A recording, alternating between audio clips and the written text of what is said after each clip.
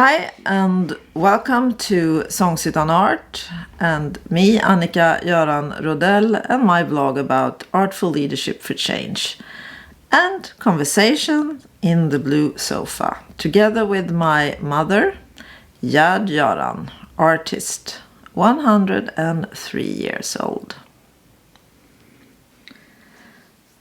Då var det dags. Vad tycker du att vi ska prata om idag? Ja du, jag funderar på det här med uppmärksamhet.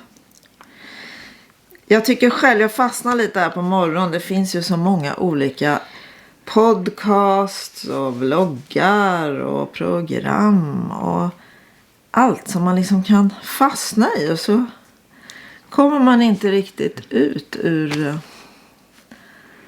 den digitala världen på något sätt. Därför att det finns ju så mycket intressant där. Du lyssnar ju också på radio och tv. Men det är klart att jag har ju aldrig haft den formen av teknik som innebär en mobil med allt vad som finns. För jag har aldrig haft syn för det på någon gång. Du kanske ska vara glad för det. Kanske jag ska det. Fastän jag också måste... Jag tänker på att du får ju många gånger för min skull använda apparaten för att hjälpa mig. Så det är inte bara ditt eget du har. Nej, det är klart.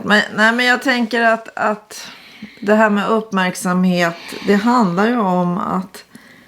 Vi har ju varit inne på det här förut, det här med närvaro och att man kan ju vara uppmärksam på väldigt många olika sätt. Man kan ju ha en djupare uppmärksamhet, man kan ha en mer ytlig uppmärksamhet. Man kan vara uppmärksam i det man gör väldigt intensivt, men man kan också vara uppmärksam på, vad ska jag säga, helheten av det som sker, till exempel i rummet, eller att liksom hålla ett rum.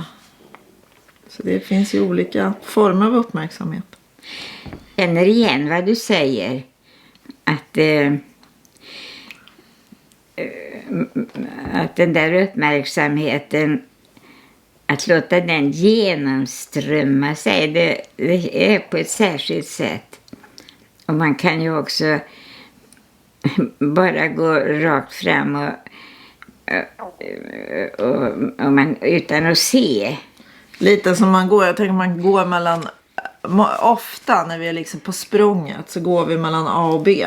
Ja. Och så ser vi inte vad som händer mellan A och B. Jag tror att det är väldigt bra att tänka över det.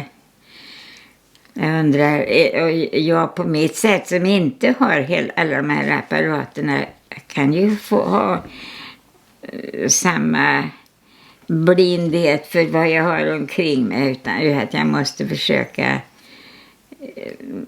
blinka till och ta in omgivningen och tänka över mig själv. Men tycker du att det här sättet som vi pratar på här, gör det någonting med din uppmärksamhet? Ja, jag känner inom mig själv hur det verkar på mig när jag säger det här. För det är väldigt... Man blir väldigt otålig av att inte se eller inte fundera över vad man ser och sådär. Då är det liksom, det bara går förbi allting och då blir man less på livet. Om man inte låter sig uppfyllas. Att det tankar jag ofta har att komma till rätta med mig själv.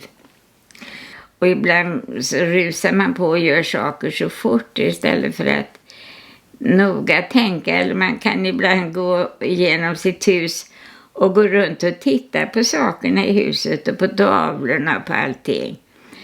Så att man går in i det igen riktigt. Ja, jag tänker att, och det är klart i vardagen också, att allting som är vanligt blir ju ett mönster om inte man ibland stannar upp. Och man kan ju göra saker på olika sätt. Man kan ju börja gå baklänges. Eller man kan, eller man kan gå runt och blunda och känna sig för. Eller man kan Var medveten i varje steg vad som händer precis under fotsulan när man går barfota. Alltså man kan ju hjälpa sig själv att bli mer uppmärksam. För men vi går ju in i mönster. Det är som när vi sätter på oss byxorna varje morgon eller om vi har byxor. Så sätter vi alltid i det ena benet först och det andra sen. Ska man försöka göra tvärsom så blir man helt förvirrad. Det hjälper ju oss, annars skulle det bli väldigt otympligt allting. Så att vi automatiserar ju saker. Så att vi gör dem. Det är precis som jag lär mig köra bil. Först kan jag inte köra bil. Jag tror att det aldrig kommer att gå. Sen automatiserar man ju. Det blir också ett mönster. Och så kör man bil och man kan sitta och prata. Och man kan göra allting fast man kör bil. Ja, för det går in i det omedvetna så man bara gör det. Nej, men man får inte bara gå rakt fram utan att se. Och vara uppmärksam. Och det handlar ju också om att lyssna då. Ja, hela varelsen, man måste vara uppmärksam. Därför att livet blir rikare om man tar det till sig. Men det kan vara svårt ibland för man tycker att det kan ju kännas lite tråkigt ibland. Men det är det man får hjälpa sig själv då. Men det kan ju vara så att man känner sig lite, vad var det du sa, likgiltig och lite, att man får den där känslan av att man inte riktigt är i livet. Och då är det ju också lätt att gå in och titta på en serie på datan eller på tvn eller lyssna eller... Ja, det blir kanske lite för lättvindigt att bara låta någon annan rubba sig än att man går in i sig själv och ändrar på sina egna tankar att leva. Det är ju inte så lätt kanske då att vara så där uppmärksam. Nej, men jag tror i alla fall att man måste ha det i tankarna ibland. Så inte bara dagarna går och går. Det kan ju bli så också. Nej, men varför jag tar upp det är för att jag tror att det är jätteviktigt. Och jag tycker att det är ett sätt att göra det här på. Det är ju att vi har de här samtalen. Det skärper uppmärksamheten. Ja, jag är väldigt tacksam för att sitta och prata med dig. Och försöka hitta att leta ord, att förstå sig själv genom att vi pratar. Men vi skulle ju kunna fråga våra lyssnare och tittare om det är någonting de tycker att vi ska prata om.